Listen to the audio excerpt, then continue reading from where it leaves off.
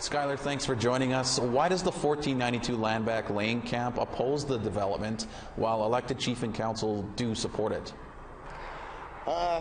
So there's a long answer to that, and so trying to shorten it up as best I can.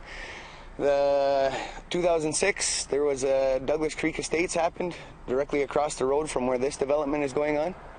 Our people come in here July 19th and took over the development site and have said from the very beginning that the development that's going on here on the doorstep of our community won't be happening.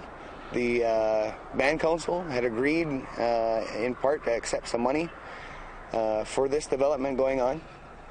The band council had, in their last election, 4% of our community turnout of its possible 27,000 voters.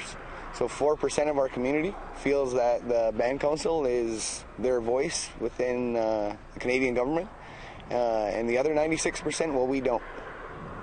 There are very documentable ways that the governments have, and RCMP and most recently the OPP, have tried to drive wedges between different families and groups and in our community.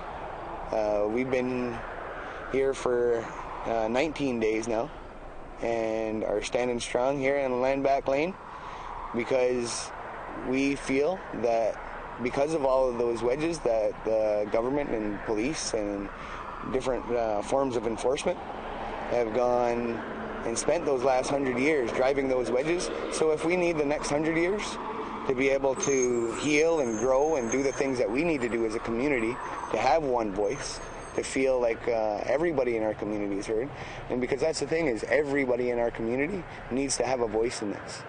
We as a community need to be able to decide for ourselves whether or not we want development rolling up on the doorstep of our community. What can you tell us about the arrests that happened yesterday?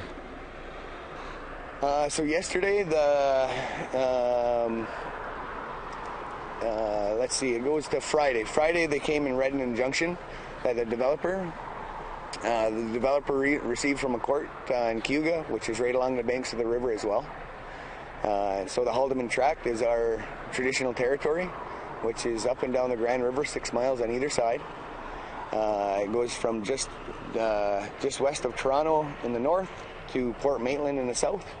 And the injunction was read out last Friday.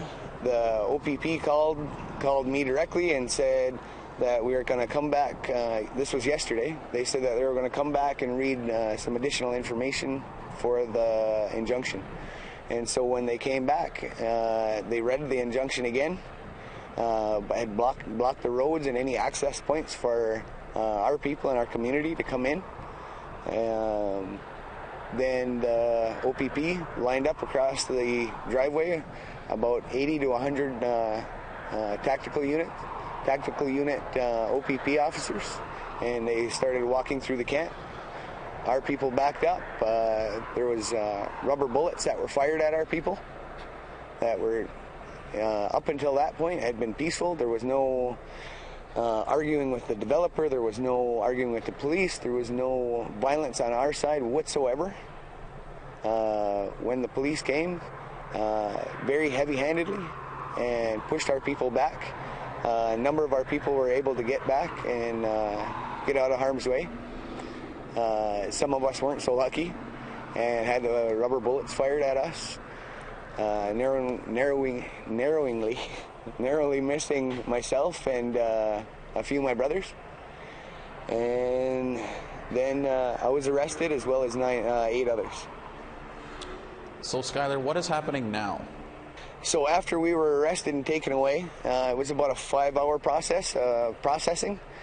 I got out of the Cayuga detachment, OPP detachment, and everybody said that the community came out and there's highways blocked, there's trains blocked, there's roads blocked, and everybody asked me what I wanted to do, and I said I wanted to go back to my tent. I said that if our community feels like we're safe and not going to have violence brought into the camp again by the OPP, that we're going to stay in at 1492 Landback Lane. That's our address here. We've renamed our road. And as long as we're safe here, then we have no reason to have any violence of any kind from our side. Right now, as of like this moment, Highway 6 running along the Six Nations of Grand River Reserve.